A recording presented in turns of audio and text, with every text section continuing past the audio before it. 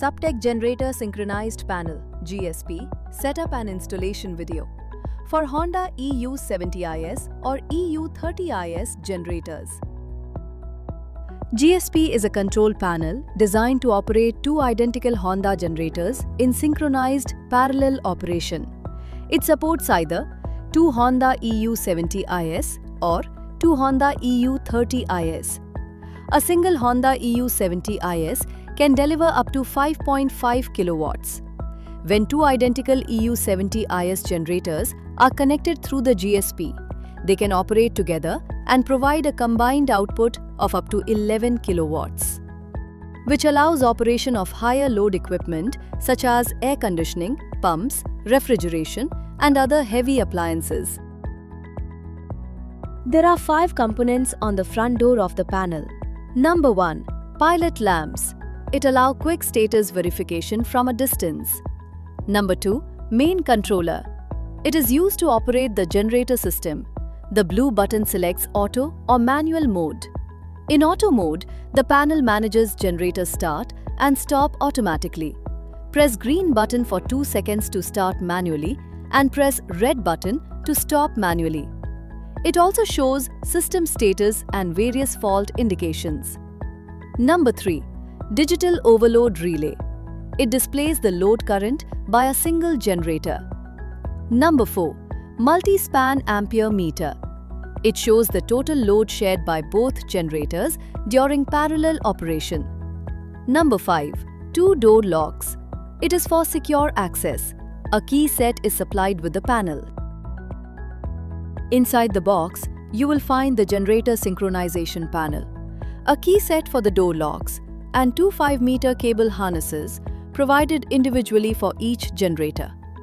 Please verify all items before installation. The GSP is supplied with the cable harnesses already connected inside the panel. This reduces installation time and avoids internal wiring mistakes. During installation, you only need to connect the cable ends to the generators. Each supplied harness is 5 meters long. If the panel is installed farther away and the longer cable is required, the cable may be replaced or extended only by a qualified technician using the correct wire size and insulation rating. There is a unique feature in GSP, that is, utility phase monitoring mode. This setting defines when the generators will start after a utility supply problem. In total loss start mode, the generators start only when all 3 utility phases R, Y, and B are lost. This is the default setting and helps avoid unnecessary starts during single-phase fluctuations.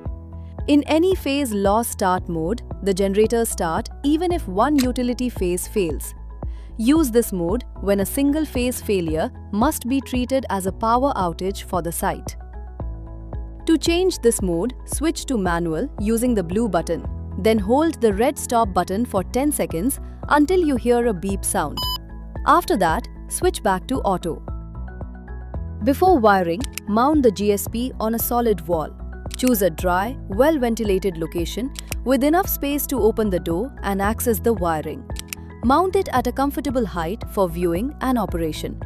Wall mounting must be done by a qualified technician using appropriate fasteners. Now we will make the panel side electrical connections. Before starting, switch off the utility supply and ensure both generators are stopped. Confirm that no voltage is present, then unlock and open the panel. Inside, keep the generator protection MCBs, Gen 1 and Gen 2 in the off position during wiring.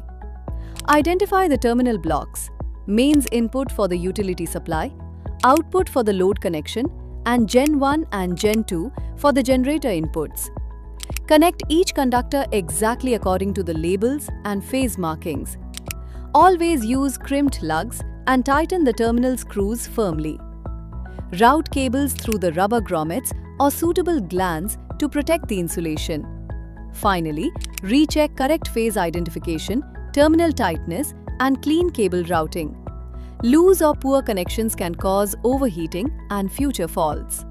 Important note: the generator connected to Gen 1 will be treated as Generator 1 and the generator connected to Gen 2 will be treated as Generator 2. When we connect the control harness cables at the generator side, we must follow the same sequence. Do not swap the generator order, otherwise the panel may control the wrong generator. Now we'll connect the remote/control harness to both generators. On the generator 1, open the left side lower service cover using a screwdriver. On the back side of the cover, you'll see a marked cutout. Carefully cut this notch so the harness cable can pass through and the cover can close properly. Inside, just above the battery, you'll find a grey connector with a protective black cap. After removing the cap, you will find a factory loop wire connected to this coupler. Unplug this connector and bring it outside for wiring. Next is the most important part, wiring the grey remote coupler.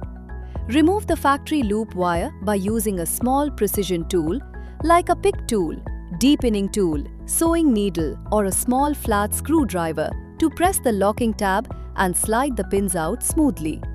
Don't pull hard or the pin can jam. After removing it, the loop wire is no longer needed. You can throw it into a dustbin. Now hold the connector with the locking tab at the bottom.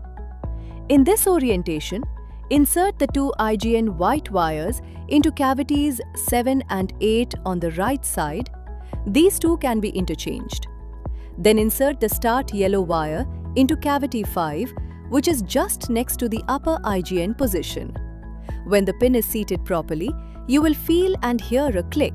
To confirm, gently pull back. If it doesn't come out, it's locked correctly. After inserting all 3 pins, reconnect the grey coupler back to its original position. Now connect the remaining harness wires. Battery plus goes to the generator battery positive terminal and battery minus goes to the negative terminal. Make sure the wiring is neat and the cover does not pinch the cable.